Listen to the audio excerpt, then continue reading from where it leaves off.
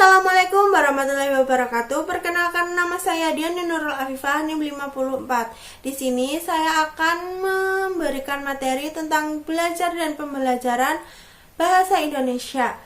Sebelumnya saya akan menyampaikan beberapa materi yang akan dibahas, yaitu pertama, pengertian belajar, ciri-ciri belajar, tipe belajar, sistematika jenis belajar, taksonomi belajar, kategori belajar menurut UNESCO, dan yang terakhir teori belajar behaviorisme.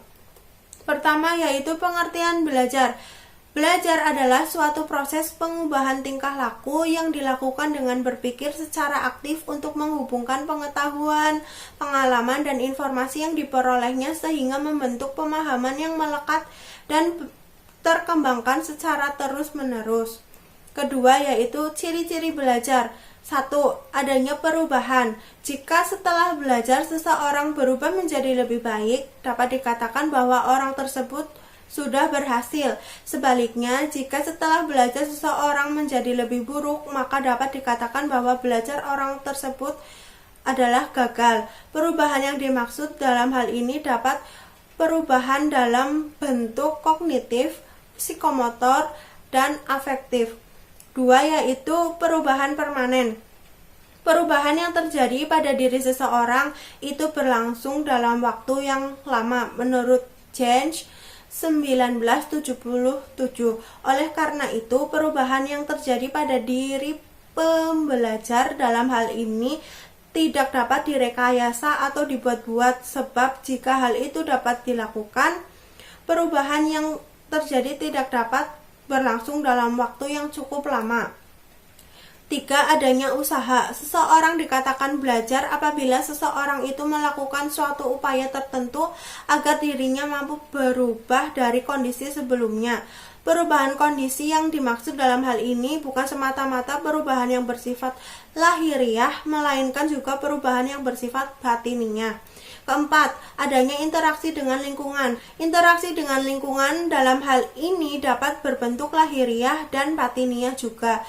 Menurut Faizah 2009, interaksi lahiriah dalam hal ini berarti interaksi dengan sesuatu yang di luar dirinya, dan interaksi itu dapat diketahui oleh orang lain. Selanjutnya yaitu tipe-tipe belajar. Pertama, belajar isyarat atau signal learning. Belajar isyarat merupakan suatu aktivitas untuk memahami kode tertentu yang dibuat oleh komunikator atau pembuat kode kepada komunikan atau penerima kode. 2. Belajar stimulus respon atau stimulus respon learning. Belajar stimulus respon merupakan belajar yang memberikan respon secara tepat terhadap stimulus yang diberikan. 3. Belajar merantaikan atau chaining learning. Tipe belajar ini merupakan tipe belajar dengan membuat gerakan-gerakan motorik sehingga akhirnya membentuk rangkaian gerakan dalam urutan tertentu. 4. Belajar asosiasi verbal atau verbal association learning. Tipe belajar ini merupakan tipe belajar yang menghubungkan suatu kata dengan suatu objek yang berupa benda, orang, atau kejadian, dan merangkaikan sejumlah kata dalam urutan yang tepat. 5. Belajar membedakan atau discrimination learning. Tipe belajar ini memberikan reaksi yang berbeda-beda pada stimulus yang mempunyai kesamaan. 6. Belajar konsep atau konsep learning.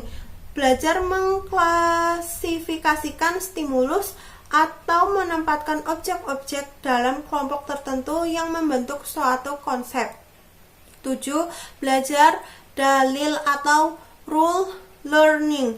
Tipe belajar ini merupakan tipe belajar untuk menghasilkan aturan atau kaidah yang terdiri dari penggabungan beberapa konsep. 8. Belajar memecahkan masalah atau problem solving. Merupakan tipe belajar yang menggabungkan beberapa kaidah untuk memecahkan masalah sehingga terbentuk kaidah yang lebih tinggi. Selanjutnya yaitu sistematika belajar.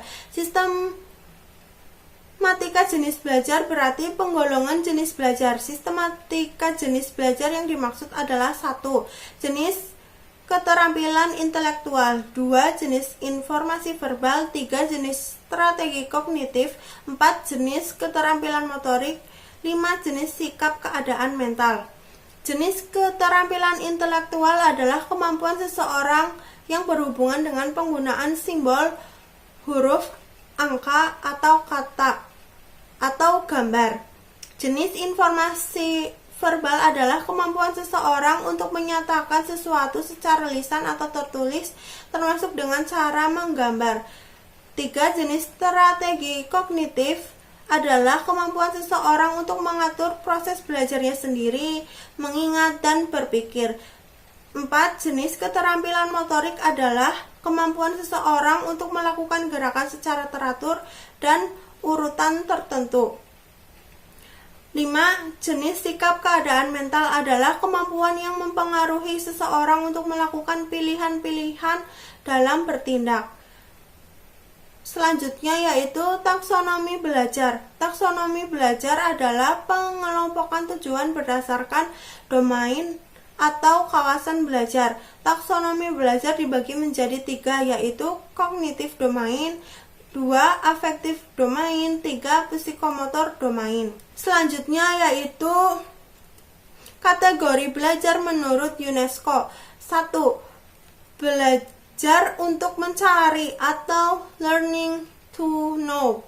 Memiliki arti bahwa siswa harus mencari dan mendapatkan pengetahuan sebanyak-banyaknya melalui pengalaman atau dari media-media yang ada untuk mendapatkan informasi, misalnya media buku, internet, dan informasi dari seseorang atau narasumber. 2. Belajar untuk menggerakkan atau learning to do. Memiliki arti bahwa upaya untuk peserta didik dapat memecahkan masalah yang sedang dihadapi dan belajar untuk menerapkan ilmu yang sudah ditetapkan, sehingga dapat meningkatkan kemampuan hard skill atau soft skill peserta didik yang sangat dibutuhkan dalam dunia pendidikan. 3. Belajar untuk menjadi diri sendiri atau learning to be. Memiliki arti bahwa upaya untuk melatih peserta didik agar menjadi pribadi yang mandiri dan dapat mewujudkan cita-cita yang ingin dicapai. Hal ini sangat berkaitan dengan penguasaan pengetahuan dan keterampilan yang menjadi dasar proses untuk diri sendiri. 4. Belajar untuk hidup bersama atau learning to live together. Memiliki arti bahwa upaya untuk melatih peserta didik agar dapat menjadi bagian dari kelompok masyarakat sehingga dapat hidup bersama. Oleh karena itu, peserta didik dapat menerapkan perilaku yang sudah diajarkan seperti saling membantu dan menghargai satu sama lain agar di lingkungan masyarakat dapat damai dan tertib. Selanjutnya yaitu teori belajar behaviorisme. 1. Teori Thorndike. Teori Thorndike merupakan teori yang menganggap bahwa dasar terjadinya belajar pada anak disebabkan karena adanya keterkaitan antara kesan panca indera dengan kemampuan untuk mendorong diri sendiri agar bertindak. Artinya, kegiatan belajar dapat muncul dan dikerjakan oleh siswa apabila terdapat ketertarikan terhadap masalah yang dihadapi. Dalam teori ini, siswa akan dihadapkan pada sikap agar dapat memilih respon yang tepat dari berbagai respon yang mungkin dapat terjadi. 2. Yaitu teori Skinner. Teori Skinner merupakan teori yang berhubungan dengan perilaku tanpa sengaja atau refleksi sebagai hasil dari rangsangan lingkungan khusus. Teori Skinner ini mempercayai bahwa perilaku tertentu dapat terjadi jika disebabkan oleh rangsangan tertentu. Perilaku responden ini dapat terjadi apabila stimulus diterapkan suatu organisme, tingkah laku yang diberi penguatan akan cenderung diulang, dan tingkah laku yang tidak diberi penguatan akan cenderung dihentikan oleh organisme. Tiga, yaitu teori Pavlov.